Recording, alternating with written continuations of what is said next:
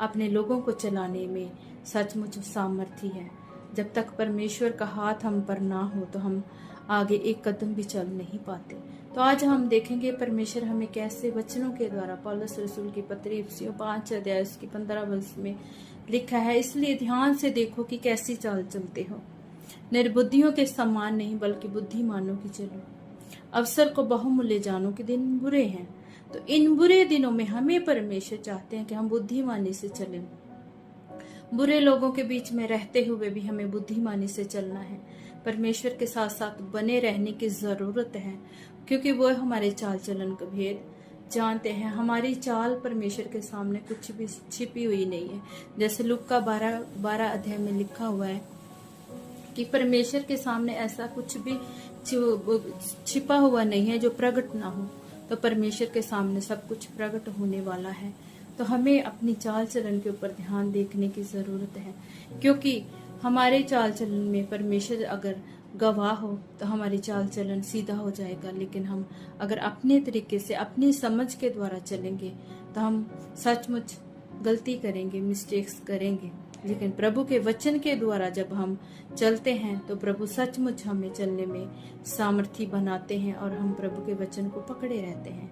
तो आज हम एक और वचन देखेंगे, जैसे प्रकाशित वाक्य 3 अध्याय उसकी 15 वर्ष में लिखा है। परमेश्वर उस कलीसिया को कैसे कह रहे हैं, लौदीकिया की कलीसिया को कह रहे हैं कि मैं तेरे कामों को जानता हूँ, तू ना तो ठंडा है और ना गर्म। भला होता कि तू ठंडा या गर्म होता, इसलिए कि तू गुनगुना है और ना ठंडा है ना गर्म, मैं तुझे अपने मुंह से उगलने पर हूँ।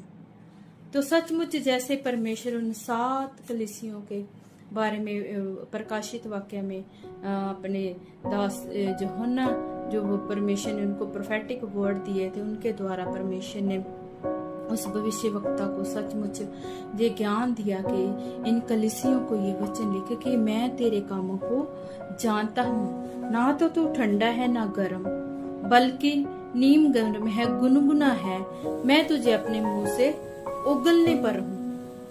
तो क्या हमें अपने चाल चलन को देखना चाहिए कि आज हम ठंडे हैं या गर्म हैं या गुनगुने से हैं। और देखो गुनगुना, जब हमें कोई पानी दे तो हमें जा तो ठंडा पसंद आएगा जा तो नॉर्मल वाटर पसंद आएगा, लेकिन गुनगुना पानी जो है हमें बिल्कुल पसंद नहीं होता, हम थोड़ा सा पी के उसे छोड़ देते हैं। तो ऐसे ही प्रभु कहता है जा तो तू ठंडा हो जा तू गर्म हो जा फिर गुनगुना। तो गुनगुना जो है उसे परमेश्वर के अंदर मैं अपने मुंह से उगल दूंगा। तो कि हमें अपने चाल चलन को देखना है कि कहीं परमेश्वर के सामने हमारी चाल ऐसी तो नहीं कि परमेश्वर हमें अपने मुंह से उगल दे। ऐसा हमारे जीवन में नहीं होना चाहिए, क्योंकि हमारा परमेश्वर हमारे चाल चलन के भेद को जानते हैं और हमें चाहिए कि परमेश्वर के साथ बने रहना है। हमें गुनगुने से नहीं होना है, जा तो ठंडे हो जाना है जा तो फिर गर्म होना है।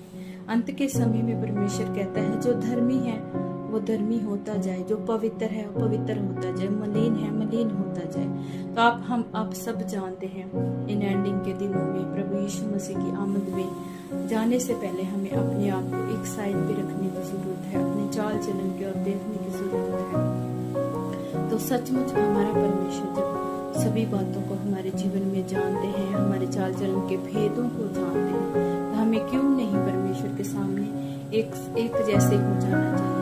हमें देखना है कि हम किस ट्रैक पे चल रहे हैं, क्या हम राइट ट्रैक पे हैं या फिर हमारा ट्रैक जो है डगमगा रहा है। सचमुच हमें ऐसे नहीं होना है, हमें अपने चाल चलन की ओर देखना है, बुद्धिमानों की तरह चलना है और या तो फिर ठंडे हो जाना है या फिर गर्म हो जाना है। तो हम कोशिश करें कि परमेश्वर के साथ साथ चलें और गर्म रहें, सारा गर्म रहें परमेश्वर के आत्मा में, परमेश्वर के कामों में, परमेश्वर की भलाइयों को गिनते हुए प्रभु का धन्यवाद करते रहें। तो इन वचनों के साथ परमेश्वर आप सबको ब्लेस करे। कल फिर मिलेंगे एक नए वचन के साथ। Thank you.